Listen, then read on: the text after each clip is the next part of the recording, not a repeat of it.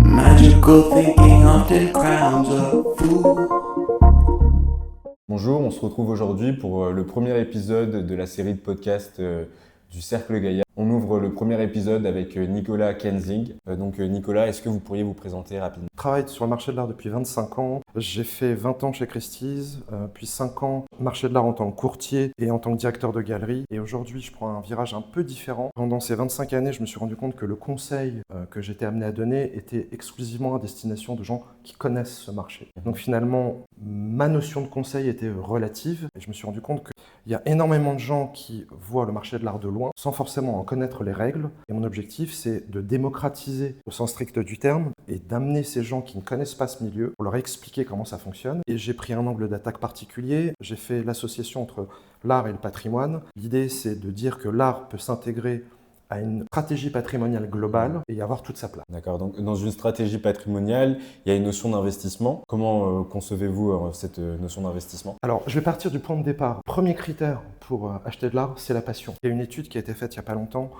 qui dit que 78% des gens qui achètent de l'art le font par passion numéro 1. Il se trouve que le numéro 2 sur cette liste, c'est l'investissement. Pourquoi? Parce qu'en réalité, en fait, l'art a des intérêts en tant que tel, donc cet intérêt passion. Et il y a tout un tas d'arsenal juridique, fiscal, financier autour de ça qui font de l'art quelque chose d'intéressant. Par exemple, c'est un actif tangible. Quand on achète une action, on n'a rien.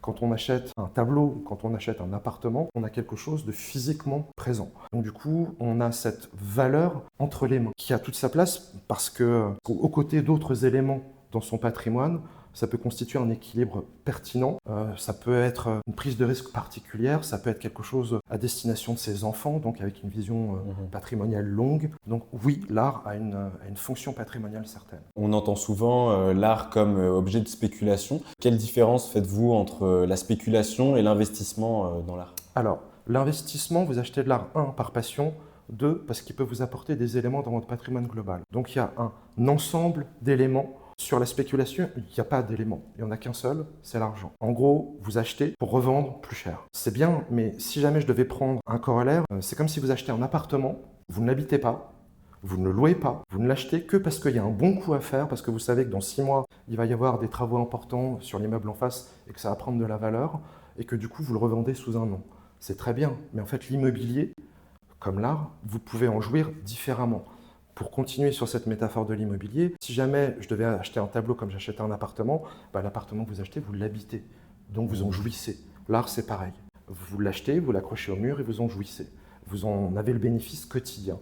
Si jamais vous voulez l'acheter pour d'autres éléments, comme pour un appartement, vous pouvez l'acheter, votre appartement, pour le louer. Vous n'en bénéficiez pas directement, mais ça crée quelque chose. Ça peut être un appartement que vous achetez pour le louer et le transmettre à vos enfants. Le tableau, ça peut être exactement la même chose. Vous l'achetez parce que finalement, il va avoir des intérêts fiscaux évidents. Par exemple, ça sort de la taxation de l'impôt sur les fortunes immobilières. Donc, il y a un intérêt fiscal à acheter ça et vous le transmettrez à vos enfants. Donc, comme pour l'immobilier, il y a tout un tas d'éléments qui peuvent être intéressants. La spéculation, c'est ne se concentrer que sur la plus-value que je vais faire. Très bien. Pour revenir en fait sur la place que ça doit prendre du coup dans une stratégie patrimoniale, selon vous, quelle part doit prendre l'art dans cette stratégie-là, étant donné que c'est un actif qui est souvent peu connu avec la fiscalité que vous évoquiez? Est-ce que vous pouvez revenir en fait sur cette part précisément que ça peut avoir dans une stratégie patrimoniale? Il y a plusieurs manières de voir les choses. Globalement, il faut que ce soit une proportion relativement mineure. Parce que l'art a des définitions financières, si j'ose dire, qui ne sont pas forcément évidentes. Par exemple, il n'y a pas de liquidité dans l'art. Vous achetez un tableau, vous ne pouvez pas le revendre demain. Une action, vous l'achetez aujourd'hui, vous la revendez demain en un claquement de doigts. Il y aura une incidence sur le cours du jour peut-être, mais globalement, vous pouvez le vendre du jour au lendemain. Un appartement, vous avez une durée, mais sous un an, vous pouvez le vendre sans trop de difficulté. L'art, sur certains types d'œuvres, vous pouvez attendre jusqu'à 18 mois, voire 2 ans pour le vendre. Donc, ce n'est pas très liquide. Il y a certaines parties de l'art, du marché de l'art, qui sont très volatiles. La volatilité, c'est cette capacité que ça a à monter et cette capacité que ça a forcément à énormément descendre. Donc, vous avez, en fonction de ce que vous voulez acheter et de votre objectif, des intérêts à prendre quelque chose de liquide ou pas liquide. Si vous voulez de la liquidité, l'art n'est pas le meilleur. Et globalement, on considère généralement que l'art devrait avoir dans un patrimoine entre 5 et 15% d'attribution totale. C'est une enveloppe que vous consacrez à cette discipline, à cette partie-là, et qui va vous apporter des éléments d'équilibre par rapport au reste de votre patrimoine. Vous évoquiez tout à l'heure également la question de la transmission aussi, qui est une réelle problématique. C'est une problématique complexe et l'art a énormément d'avantages dans sa structure juridique et fiscale, parce que de votre vivant, vous pouvez déjà donner des œuvres d'art. Il y a un élément qui s'appelle le présent d'usage. Vous avez la possibilité, sous certaines conditions juridiques, mais on n'a pas besoin de s'étaler sur les détails, vous avez la possibilité de donner à vos enfants ou à des amis ou à des proches un tableau en proportion du patrimoine que vous possédez. Si vous possédez 1 million, vous pouvez donner un tableau qui vaut entre 50 et 100 000 euros sans trop de difficulté. Vous n'êtes pas taxé là-dessus. Alors que la donation de son vivant, vous passez devant un notaire et vous devez payer des frais dessus.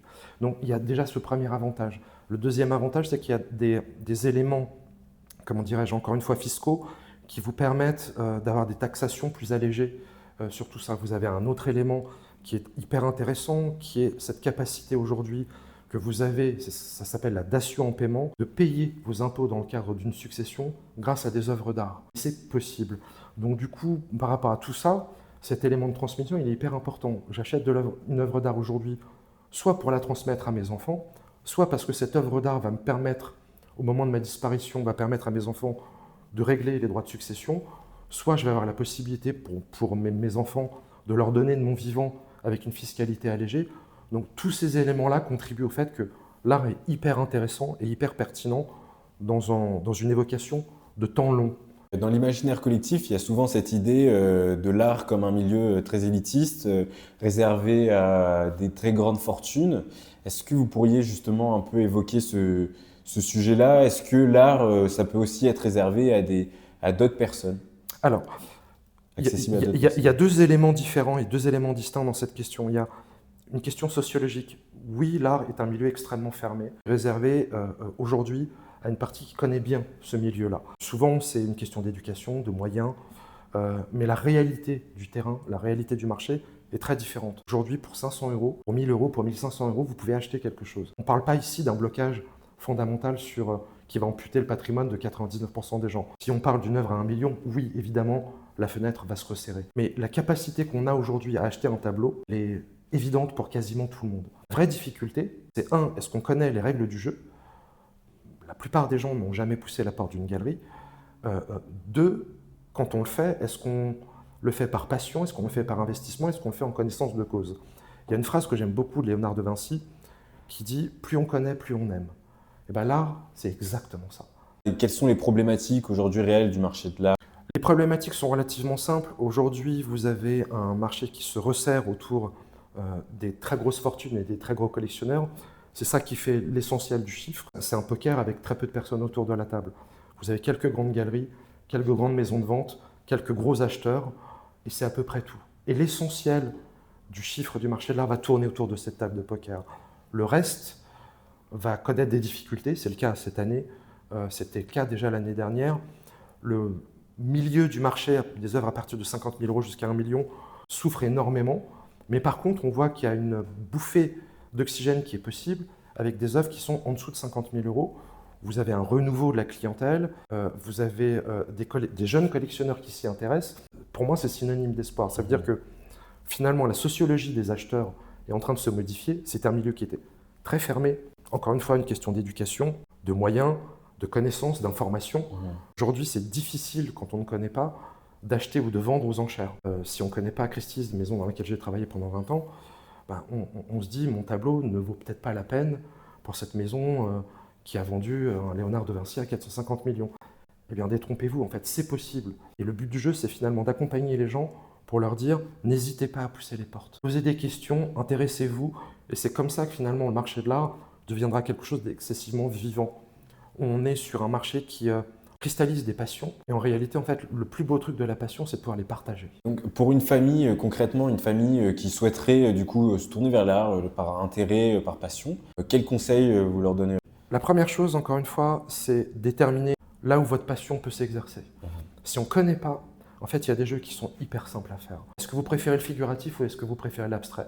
En fonction de cette réponse, je dis une bêtise, vous préférez l'abstrait. Ok, vous préférez l'abstrait géométrique, avec des carrés, des choses un peu froides, si j'ose dire, ou vous préférez des choses très expressionnistes où on voit le geste de l'artiste.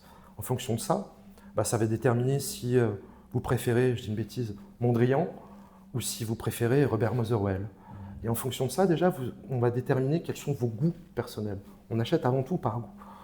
En fonction de ça, on va déterminer un champ d'action possible. Après, il faut déterminer, en termes de patrimoine, quel est votre objectif. Si votre objectif, c'est de se dire, en fait, je n'achète que par passion, on a fait l'essentiel du chemin. Si votre objectif, c'est de dire, je vais acheter parce que j'aime, et en même temps, je ne veux pas faire une mauvaise opération et je veux pouvoir transmettre ça à mes enfants, on va aller vers une autre position qui est de se dire, ok, on a déterminé quel est votre goût, on va maintenant déterminer quel est votre horizon de temps. Votre horizon de temps, c'est un temps long, c'est 30 ans minimum. Donc du coup, le but du jeu, c'est de le garder. Donc on va essayer de voir des artistes dont la cote est relativement constante pour se dire, on va être un peu à l'abri de cette volatilité dont je vous parlais tout à l'heure, avec des hausses fortes, mais des baisses fortes, vous disant, en fait, avec cet artiste-là, vous avez une cote qui est à peu près constante, il y a une vraie demande, donc il y a une profondeur de marché, et vous avez la possibilité de le transmettre en vous disant, dans 30 ans, il y aura toujours des acheteurs, et ça vaudra toujours à peu près ce prix. Ou alors, c'est des objectifs personnels et patrimoniaux qui sont différents, avec une vision plus court terme, c'est de dire, j'ai un excédent de trésorerie en ce moment, je le capitalise sur une œuvre d'art, dans 5 à 10 ans, je le revendrai, parce que finalement, ça va me permettre de jouer sur l'inflation, etc., etc. Donc du coup, en fait, on va être plus sur des artistes peut-être un peu plus volatiles, donc une prise de risque plus importante. Ça a été déterminé en fonction des objectifs de chacun. Le goût, déterminer le goût, y aller, expliquer, montrer, proposer, et en fonction de ça, déterminer aussi les objectifs de vie, les objectifs patrimoniaux. Et si j'ose dire, la concordance des deux va nous mener sur peut-être 5 propositions différentes, mais l'idée, elle est là. Et cette stratégie que vous évoquez, elle est très intéressante. Donc, il y a une multitude d'acteurs dans le marché de l'art. Il y a les galeries, il y a les art advisors. Vous, votre position aujourd'hui qui est différente de celle de galeriste, comment la concevez-vous par rapport à la distance à prendre? Le marché de l'art, en fait, vous avez des intérêts personnels qui sont propres à chacun. Une maison de vente, son intérêt, c'est de vendre l'objet qui lui a été confié par un vendeur, qui en veut le plus cher possible, et c'est de prendre une commission à la fois sur le vendeur et à la fois sur l'acheteur. Donc son objectif, c'est de vendre le plus cher possible pour pouvoir rattraper une commission. Galerie, très souvent, elle a ses objets soit en dépôt, soit en stock propre, et donc du coup, si jamais c'est en stock propre, par exemple, ça lui appartient. Le but du jeu, c'est de faire une plus-value aussi conséquente que possible, donc de vendre le plus cher possible. Il y a des structurations qui sont un tout petit peu différentes. Il y a des art advisors qui prennent des commissions, il y en a qui prennent des honoraires, et l'idée pour moi en particulier, c'est de dire finalement, j'ai rien à vendre, j'ai pas de stock, j'ai aucun intérêt à travailler avec une galerie plutôt qu'avec une autre, je ne prends pas de rétrocommission, ce qui est aussi beaucoup le cas dans ce milieu. Le but du jeu pour moi, c'est de vendre mon conseil auprès d'acheteurs potentiels. Ce conseil, il est complètement indépendant. Donc je n'ai aucun intérêt à suggérer ce tableau plutôt que celui-là. Mon intérêt, c'est de déterminer quel est votre goût, quel est votre objectif. Donc du coup, c'est vous qui me rémunérez en tant que client par rapport aux propositions que je peux vous faire. Et donc du coup, ma proposition, elle va être la plus transparente possible. Encore une fois, c'est vos intérêts qui comptent. Pour finir, que pensez-vous de Rebecca, du travail de Rebecca? J'aime beaucoup ce travail sur l'huile qui manque de transparence mais à dessein, donc il y a un énorme travail technique qui est excessivement bien fait. Je trouve qu'en plus il y a c'est le but de cette œuvre, il y a une espèce de verticalité, là ça monte, c'est quelque chose d'hyper poétique. Il manque les pieds, mais là encore en fait les pieds sont suggérés, les pieds sont ancrés dans la terre, et elle nous montre la direction du ciel. Donc voilà, c'est une aspiration à peut-être un peu plus de spiritualité. Voilà, il y a beaucoup de choses qui dégagent de cette œuvre, avec beaucoup de force et beaucoup de subtilité et beaucoup d'émotion. Voilà. Merci. Et merci aussi à Claire Cormier de nous avoir accueillis pour cette Un grand merci. Merci. Merci beaucoup.